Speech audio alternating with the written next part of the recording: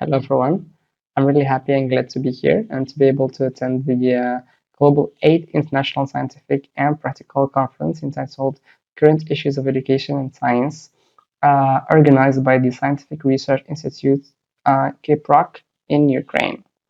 Today, I will I will present our research entitled Synergizing Facebook and YouTube for e-teaching grammar during COVID-19 pandemic.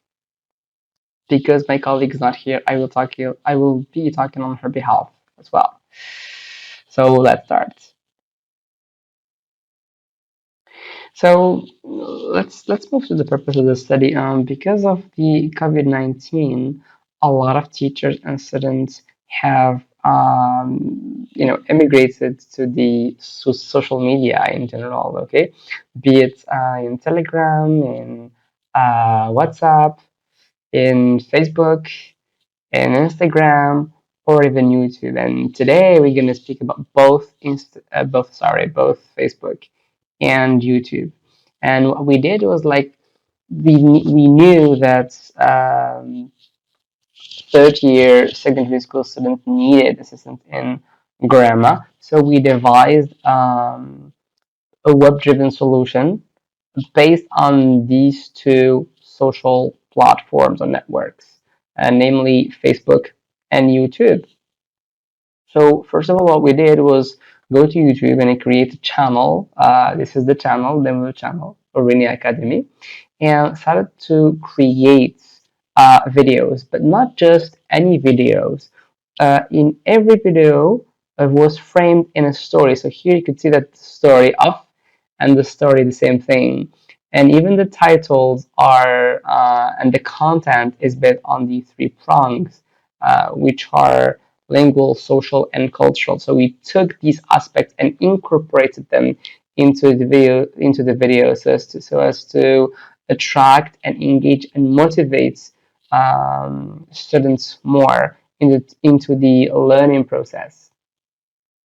And after that, we created an open Facebook group in which students, our students were added into the group. And because it's open, and as I mentioned in the methodology, maybe in the paper, I said more than 80 students. Why the number was not really clear? Because a lot of these students invited their friends who did not belong to the same school, but they did belong to the same level.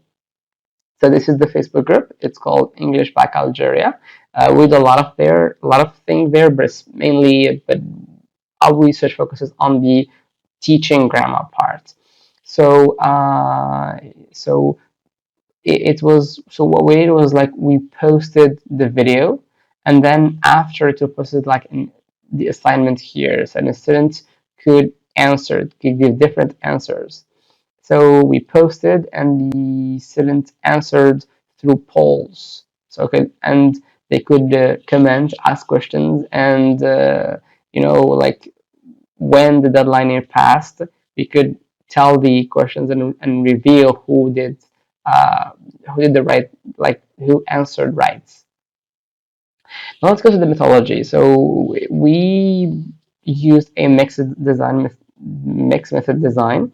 So first of all, after we finished, after the 4 weeks experiment, we gave a self-reported survey to both students and teachers, but the data was not only drawn from the questionnaire, but it's also um, taken from observations and students' feedback through comments, sometimes private messages, and so forth. And then we had our final data, which we interpreted. Now the findings. So let's go to the active participants. I'm gonna say active because there's a lot of students there, but we only here spoke about the active ones, so the ones who took part into the learning process, and they did the assignments. So students tweeted and praised this method for being like a creative and because it's a creative and competitive. It's creative and competitive. Fuck. Now let's move to the finding. So I mentioned here the active participants, okay? Because as I mentioned earlier, as I mentioned earlier, a lot of students were there, but we focused on the students who took part into the learning process within the Facebook group, like who were active, who were doing the homework, who were checking the videos, and so forth. So they tweeted and praised the method because it creates a competitive and cooperative spirit amongst learners and students. They said it is an efficient way to study online because it eases up the process of learning. The drawbacks that was mentioned by the students is sometimes they are distracted by phone apps, phone applications. Because sometimes they were, maybe they were doing the homework or assignments, but they were distracted by, a message here and notification there. Now let's move on to the secondary school teachers. So yeah, lots of them were there. 50 English high school students were there, and some other uh, teachers, but we focused only on the secondary school English teachers. So they um, they said that this methodology, this mode of teaching, is very effective in imparting grammar online because it permits students to have like a self-paced learning, and they have so which enables them therefore to take agency of their own learning, which is really good for them. The only problem is that sometimes students are not fully autonomous and they cannot really self-regulate the learning. So that can be problematic, and this is the main reason why some students did not take part into the online activities that we have set up in the Facebook group.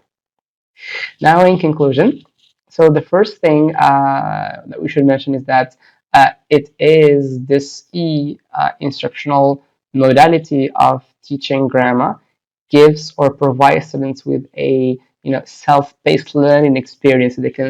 So they can regulate the learning. They can choose where and when to study or complete their assignments.